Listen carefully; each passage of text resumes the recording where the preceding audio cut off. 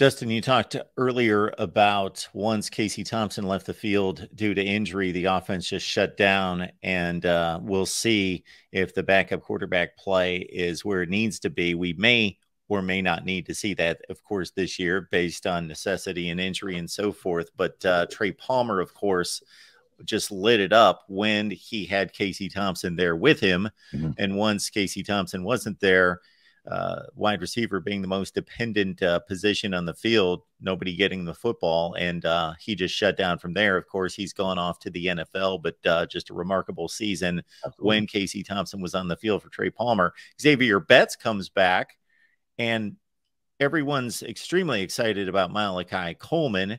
Oh, yeah. There's a number of players in the mix. Marcus Washington, your thoughts about the wide receiver play? So the wide receiver is position is very interesting because I'm trying to juggle whether I think the position is going to take a step forward or a step back. And when comparing the units, it's so hard to say, because we had Alante, Trey, Oliver Martin, those guys last year. And this year we had Isaiah Garcia Castaneda last year too, but he's going to be in a more prominent role this year. So we have IGC, Lewer, Billy Kemp, Betts, Fleeks. So I do think as far as talent-wise, I think losing Palmer may have overall just pulled it down a little bit. But I think as far as just how deep the position it is and some of the guys that Rule has brought on, fans are super excited about some of these guys that Rule have brought on.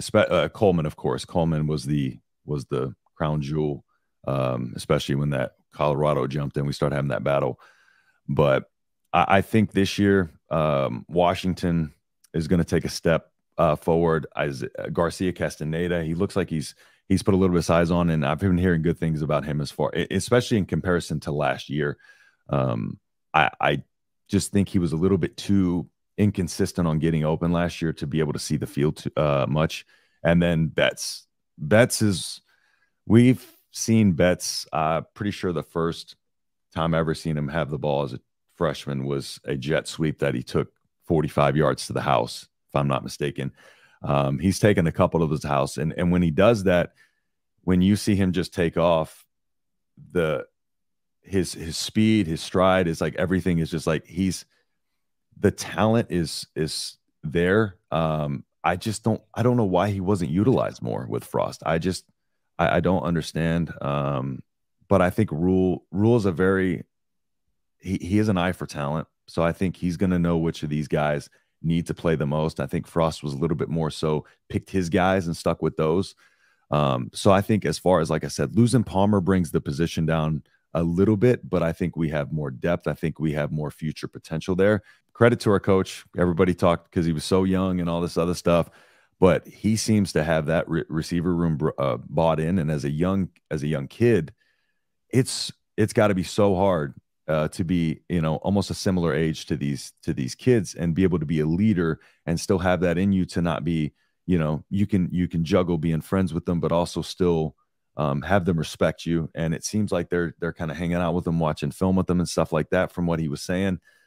So to me, this might sound cliche, but there's almost like a camaraderie thing to this team that I think is almost going to boost some of these position groups because this wasn't there before. I feel like there was a separation before, but so this wide receiver room, I think is going to be really good as the season goes on. I think they'll get better as the season goes along. It may be a little bit out of the gates, just a little bit of a rough stretch, but of course with Jeff Sims getting integrated and stuff like that, that's going to happen anyways.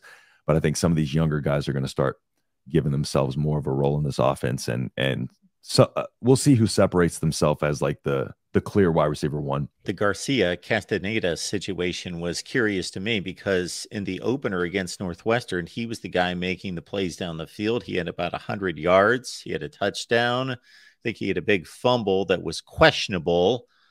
Probably shouldn't have been ruled a fumble. Yeah, and then I thought, okay, this guy was not on my radar, but obviously he's making big plays and he's going to be an integral part of this offense. And then he just disappeared for the rest of the season. I don't know if injuries were involved there, but yeah, it's an interesting wide receiver mix. for sure. Yeah, and he put some size on. So hopefully that'll keep him just kind of, he's a very, very slim guy. So hopefully that'll keep him kind of solid and on the field. And yeah, I just think with some of the work that that's being done with him, from what I'm hearing, he's been making strides. So we were really excited about him last year, like you said. He came out and got us even more excited, but then kind of fell off. So we'll see. There's targets to be had, you know. And Justin, of course, there's tons of excitement concerning the tight end position, even though there's not much productivity coming back. It's about two enormous talents. Eric Gilbert, of course, was an all-SEC freshman performer in 2020 at LSU. He's bounced around, had some off-field issues, comes to Nebraska, was not impressive in the spring game, but I'm not going to blow that out of proportion. It's one session. He dropped a few passes. Then you got Thomas Fidone. And of course, people have been waiting to see what he can possibly do as a former five-star. Fidone he's this mythical creature we've all been waiting to see on the field. It's the guy looks huge. I've seen pictures recently. He looks in shape. He looks great. He's got the brace on. Doesn't seem to be bothering him. Haven't heard anything negative about the knee. So it was really unfortunate with him, you know, 2 years, just injury. If he can stay healthy, I really think for him, because coming into his freshman season, I mean, he was supposed to be almost like a program changing type of talent. That's the talent he is. And it just seems like, you know, 2 years of the injury has almost made people forgot just how talented he is. It's nothing to do with play, of course, because he hasn't been on the field. If he can come back from this injury 100%, which people come back from these injuries 100% all the time in modern medicine, it's come back even better sometimes. But if he can come back and stay healthy, I still think he has that program changing talent, because nothing's changed. He's gotten bigger. He's been training hard. He's a hardworking kid.